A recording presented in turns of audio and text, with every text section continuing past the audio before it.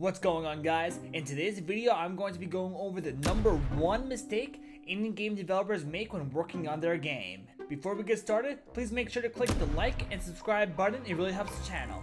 First, I want to give you a little bit of backstory about me. When I was growing up, I had a PlayStation 2.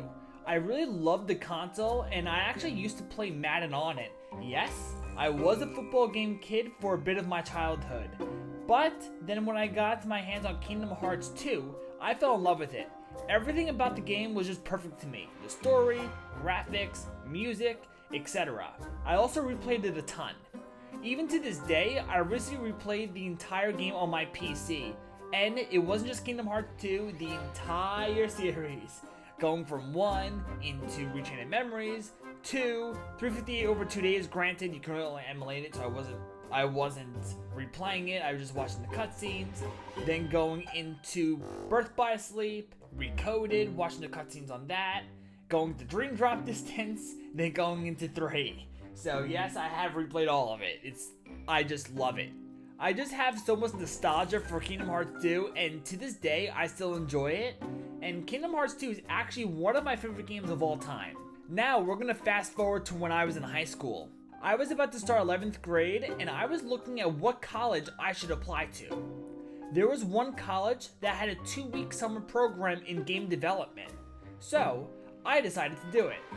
I forgot the engine we used back then, but it was one of those engines where you didn't need to do any sort of coding. It was essentially nodes that you would click and drag, and that was essentially your coding. At the time, I had a lot of fun with it, and that was when I made my first ever video game. But instead, I decided to delve into the world of IT and not game development at the end of the day. Of course, everything went all the way back full circle, and at the beginning of this year, I decided to make my own game and delve back into the world of game development. Now, when I was looking to pick game engines, at first I decided to do Unreal Engine because it's extremely popular. That's where all of the AAA game studios are going to, is Unreal Engine. Even Halo now, where you saw 343 rebranded as the Halo Studios, and he announced they're going over to Halo Engine and not Slipspace anymore. That it just really goes to show you that a lot of people move over to Unreal Engine. So that's why I was like, you know what, let me try Unreal Engine.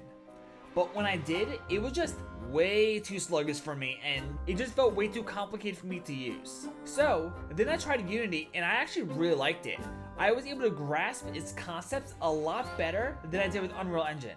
Now, I'm going to go into the number one mistake indie game developers make, even myself. Is constantly scrapping your game and not following all the way through. I have worked on a few different kinds of games this year, but every time I do, after a couple of months, I get in my own head and say, you can't do this is too hard, work on a different kind of game.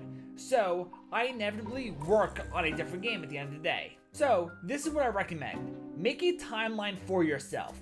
Say, I need to be done in 6 months, for example. And no matter how good or bad the game is, just release it. Especially if it's your first game. This is what I'm going to be doing going forward. I also have a bonus mistake indie game developers make. Tutorial hell. Tutorials will only get you so far. If you're anything like me, you learn better by doing than by watching. Yes, watch a few tutorials, but then you should deviate and start using the concepts you learned to make a mini game, even if it's just a personal game. At the end of the day, you will learn a lot better if you're not watching someone else do it and you just do it yourself. Go on Google, type in, how should I do blah blah blah blah blah.